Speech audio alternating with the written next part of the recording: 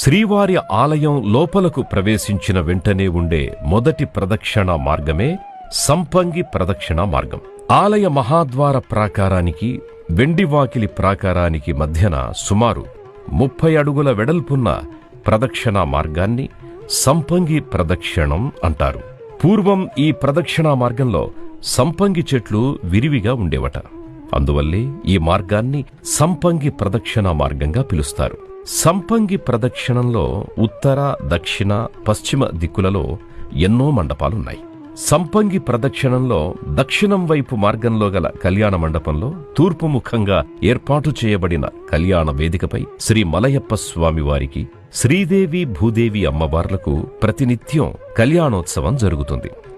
అలాగే కళ్యాణోత్సవ మండపంలో ఏడాదికి ఒకసారి జరిగే పుష్పయాగం, పవిత్రోత్సవాలతో పాటు సంవత్సరోత్సవాల్ని కూడా నిర్వహిస్తారు.